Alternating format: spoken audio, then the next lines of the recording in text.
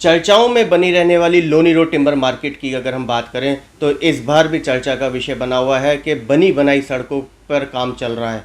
हमारे बीच में अध्यक्ष मनीष मित्तल साहब हैं, इनसे बात कर लेते हैं। मनीष जी, क्या कहना चाहेंगे? सड़क बनी और फिर टूटी। ये निश्चित तौर पे हम जो टैक्स पेयर हैं इनके पैसों का नुकसान है और बड़ी मुश्किल से हमारे विधायक जो जनप्रिय विधायक हैं श्री जितेंद्र महाजन जी, उन्होंने बड़े अथक प्रयास से जो है इस सड़क को बनवाया। इसमें पानी की पाइपलाइन डलनी थी, पूरी की पूरी पाइपलाइन डलवाई, उसके बाद में पूरी सड़क को बनवाया। पर प्रशासन की कहीं ना कहीं जो है इस बात में बहुत बड़ी गलती रही कि एक मिसिंग सिविल लाइन के नाम पे उन्होंने पूरी सड़क को मात्र 15 दिन बाद ही पूरी सड़क को तोड़ डाला। बिल्कुल। और ये एक बहुत बड़ी दुर्घटना है कि जो इतनी प्यारी सड़क और इतने बढ़िया सड़क को बनवाया जो हमारे विधायक जी ने, उसको पैसे की पूरी बर्बादी कर करके, हालांकि विधायक जी कहते हैं कि मैं दोबारा से उन्होंने एक लेयर रोक दी थी, पर लेकिन जहां हमारे को 2 लेयर की सड़क मिलनी थी, अब हमारे को 1 लेयर पे हमारे को अपना गुजारा चलाना पड़ेगा। मनीष जी, अगर हम बात करें ऐसे में प्रशासन उस समय कहाँ सोया हुआ था? क्या प्रशासन को पहले ध्यान नहीं था इन सब चीज़ों का? निश्चित तौर पे प्रशासन की बहुत ही बड़ी गलती है और प्रशासन को देखना चाहिए कि हम कहाँ जा रहे हैं, क्या कर रहे हैं। जब इस सड़क के पानी की पाइपलाइन का मेरे ख्याल से कम भी 2-2.5 महीने काम चला है। जी। और सड़क जो है पिछले कई वर्षों से टूटी पड़ी हुई है। उसके बावजूद भी प्रशासन ने जो है इस पर ध्यान नहीं दिया कि हमारी सिविल लाइन का भी टेंडर हुए हुए 1 साल हुए हुए हैं, सिविल लाइन का टेंडर हुए हुए 1 साल हुए हुए हैं, पर प्रशासन का उस बात पे ध्यान नहीं दिया हुआ कि सड़क बनने वाली है, उससे पहले हम जो है इस सड़क को बना दें।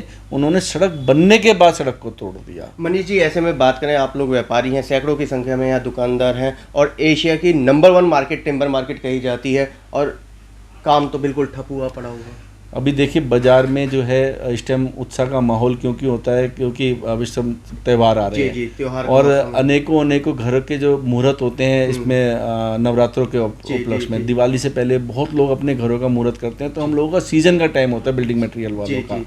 और ऐसी दुर्घटना, ऐसी जो सड़क खोद के रख दी है, जाम की स्थिति बनी रहती है। आप बिलीव करना, सड़क पे कभी कोई जाम नहीं लग रहा था जब से डिवाइडर लग रहा था। सड़क इतनी स्मूथली चल रही थी, बनने के बाद तो ऐसी मलाई मक्खन हो गई थी कि ट्रैफिक दौड़ रहा था।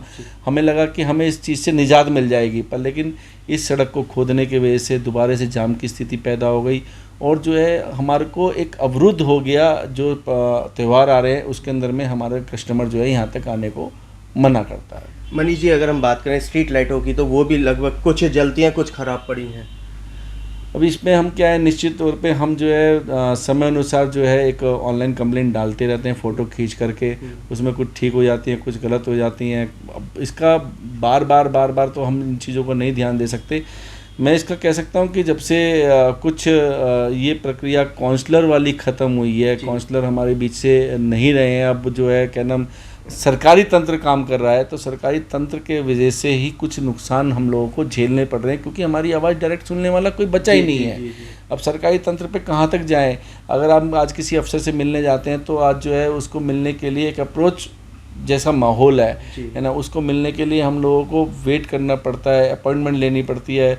हमारे जो बीच में जनता का सेवक बैठा होता था, जिसे काउंसलर कहते हैं या विधायक जी बोलते हैं, उनको तो हम जब मर्जी उनके घर जाके पकड़ लेते हैं, पर लेकिन जो सरकारी तंत्र है उसको तो 10 बजे से 5 बजे तक ही पकड़ सकते हैं। मनीष जी, वहीं अगर हम बात करें नालों की सफाई मैनुअली हुई, लेकिन मशीन के द्वारा नहीं हुई।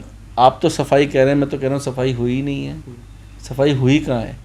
जो सफाई का माध्यम क्या होता है नालों की सफाई का, चाहे वो मैनुअल हो चाहे मशीन के माध्यम से हो, उस नाले की जो सिल्ट है वो पूरी की पूरी निकल जानी चाहिए सड़क पे, और पानी जो है इतना क्लियर होना चाहिए कि वो जो है नीचे के तला दिख जाए। बिल्कुल। आप मेरे को पूरे जमुना पार्क के अंदर में कहता हूँ, तो पूरी दिल्ली के अंदर में वो एक भी नाले की ऐसी वीडियो दिखा दे मेरे को, जो काम करने के बाद वो वीडियो बना के लेके जाते दिल्ली सरकार वाले, कि उसमें कहीं भी तली दिखाई दे रही हो। इन्होंने नालों की सफाई के नाम पे केवल, मैं तो मानता हूँ, भ्रष्टाचार है और कुछ नहीं है। कहीं ना कहीं आपको नहीं लगता कि प्रशासन भी वर्तमान जो विधायक हैं उनको मिसगाइड कर रहा है?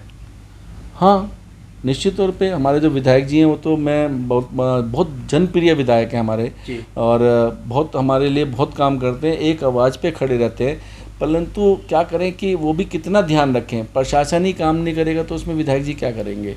तो इसमें विधायक जी की कमी नहीं है, विधायक जी तो हमारी सुनवाई पे सब काम हमारे लिए करते हैं, पर लेकिन ये कहीं ना कहीं प्रशासन की अनदेखी हुई है। जितना भी सब काम है दिल्ली प्रशासन की अनदेखी है कि ये इस तरह की घटना इस लोनी रोड के ऊपर में हुई है। ठेकों का बंद होना और दूसरी जगह खुलना, कुछ राहत? किसने आपको कहा ठेके कहीं और खुले हैं? हम तो बहुत परेशान हैं। लोनी रोड पे पहले जो है सरकारी माध्यम से एक ही ठेका हुआ करता था, जो कि खेड़ा भगवानपुर पे हुआ करता था। प्राइवेट की स्कीम आई तो प्राइवेट की स्कीम में 2 ठेके लोनी रोड पे बने। 2 ठेकों में से एक लोनी रोड पे जल्दी बंद हो गया था, दूसरा चालू रहा। दोबारा सरकारी स्कीम आई तो लोनी रोड पे 3 ठेके हो गए, 1 के 2 हुए, 2 के 3 हो गए। और सुना है कि मेरे को और भी कोई लाइसेंस मिलने वाले हैं। तो वो मैंने अपने विधायक जी से पूछा था इस बात में, क्योंकि पहले एक प्रक्रिया 2008 से पहले, मैं मानता हूँ 2008 या 9 से पहले मैंने एक बार इसका कानून पढ़े थे।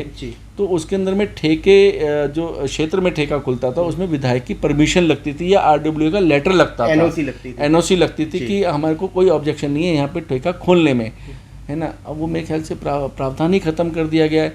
अब जो है वो कौन सी कड़ी इनको लाइसेंस देती है और कैसे लाइसेंस मिलता है और किस माध्यम से मिल जाता है कि एक ही रोड के ऊपर में कुछ ही डिस्टेंस पे 3-3 ठेके खुल रहे हैं। ऐसे कितनी शराब बेचनी है, कितने शराब बांटनी है।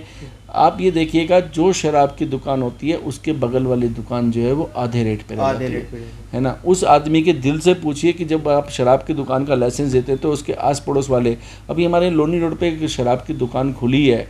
आपको मैं बता दूं कि लोनी रोड पे बहुत सारी दुकानों के ऊपर में रिहाइश है जी, बहुत सारे बच्चे रहते हैं, है ना, बहुत सारी फैमिलीज रहती हैं, जिम भी हैं, फैमिलीज रहती हैं, बैंक भी है, सब कुछ है। और ये शराबियों का अड्डा बन गया है। आप बिलीव करना, 8 बजे के बाद में आप सड़क पे जब निकलते हैं तो क्या है कि एक तो सड़क खुदी हुई है, ऊपर से डिवाइडर लगा हुआ है, वो अपने स्कूटर मोटरसाइकिल खड़े कर देते हैं। आप हॉर्न मारते हैं तो आपको डर लगा रहता है, एक डर का माहौल पैदा हुआ होता है कहीं मेरे से झगड़ा ना कर ले, मैं बच्चों को लेके लोनी रोड से निकलूँ ना निकलूँ। एक ऐसा माहौल शराब की दुकान से पैदा हो गया है। और जो बच्चे यहाँ छतों पे रह रहे हैं, मेरे को समझ में नहीं आ रहा उनका आगे का फ्यूचर क्या होगा, क्या सरकार पैदा करना चाहती है, क्या इतना रेवेन्यू शराब से चाहिए कि लोगों के बच्चों की ज़िंदगी ख़राब कर दें। मनीष जी, चलते चलते त्योहारों का मौसम भी शुरू हो रहा है, क्या शुभकामना बधाई देंगे? मैं सर्वप्रथम करवा चौथ का उत्सव आ रहा है और अभी हमने वैश्य समाज के माध्यम से, वैश्य चेतना परिषद के माध्यम से करवा चौथ उत्सव रखा है, जो कि वैश्य महिलाओं के लिए रखा है 11 अक्टूबर का। अभी तुरंत में ही अभी हमारे नवरात्र आ रहे हैं और नवरात्रों में पहले नवरात्र को हमारा महाराजा अग्रसेन जी के जन्म जयंती का उपलक्ष्य होता है। तो उसी में हमने 9 अक्टूबर को महाराजा अग्रसेन जी की जयंती का उत्सव रखा हुआ है वाइट पेटल के अंदर में। 15 अक्टूबर को हमने हमारा ज्योति नगर में एक विशाल उत्सव होता है शाम जागरण, उसका उत्सव रखा हुआ है।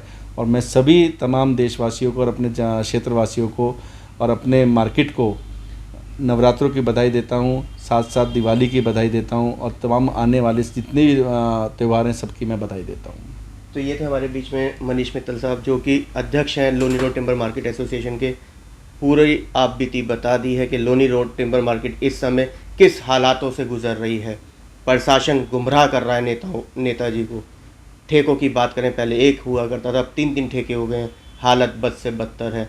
त्योहारों का मौसम शुरू होने वाला है। मनीष जी ने सबको शुभकामनाएं भी दी है और कार्यक्रम की सूची भी बता दी है कि कब कहाँ कार्यक्रम होना है। आप भी आएँ, सादर सब आमंत्रित हैं। कैमरामैन पवन शर्मा के साथ राहुल शर्मा, भारत।